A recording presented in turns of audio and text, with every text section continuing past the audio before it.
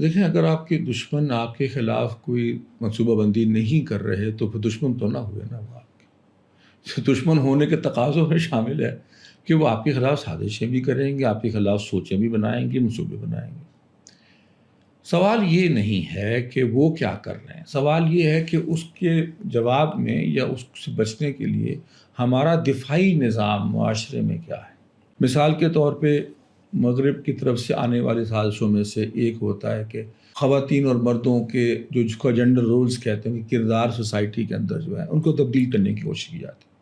یہ دنیا بھر میں مسلمانوں کے ساتھ ہی نہیں بلکہ تمام مذاہب کے ساتھ وہ کر رہے ہیں کہ رولز کو چینج کرنا چاہتے ہیں، جو اللہ نے اور اللہ کے رسول صلی اللہ علیہ وسلم نے اور دیگر مذاہب نے بھی جو بتایا اس کو نہیں ہم نے کرنا، نیا بنائیں گے۔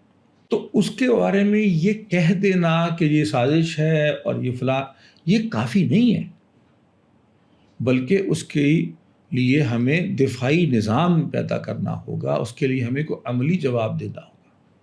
وہ تو اپنے میڈیا اور اپنے تعلیمی نظاموں کے اور اپنے دیگر قوتوں کے اور پیسہ اپنی ظاہر خرچ کرتے ہیں، وسائل کے ذریعے سے وہ اپنے پروپیگنڈا یا وہ اپنی تبلیغ کرتے ہیں۔ دیکھنا یہ ہے کہ اس کے جواب میں کیا کرتا ہوں۔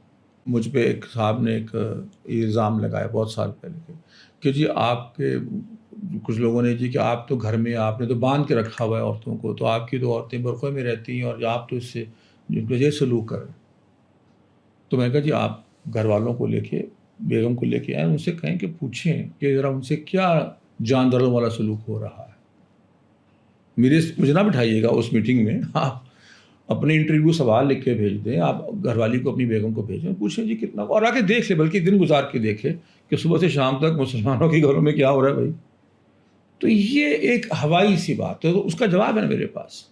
اگر آپ یہ کہتے ہیں جی کہ مسلمانوں کے ہاں ہاتھ کاٹنے کی سزا ہے اور یہ ظالمانہ قسم کی سزا، یہ بھی تو ایک اعتراض، مغرب اس میں بہت پروپیگیٹ کرتا ہے، سزائے موت بہت بری چیز ہے۔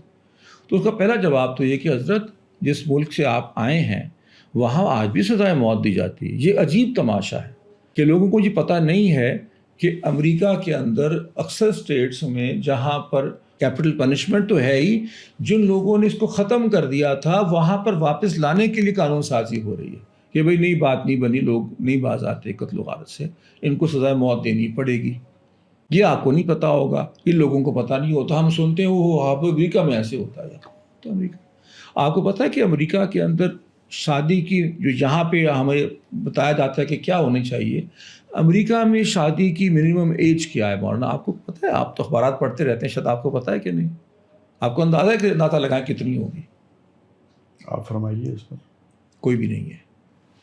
یعنی کہ 18 سال کی بچی کے پاس ذاتی کنسنٹ کا لا ہے کہ اس کی مرضی کے بغیر نہیں ہو سکتی۔ 18 سال سے پہلے والدین کی مرضی سے شادی ہو سکتی ہے۔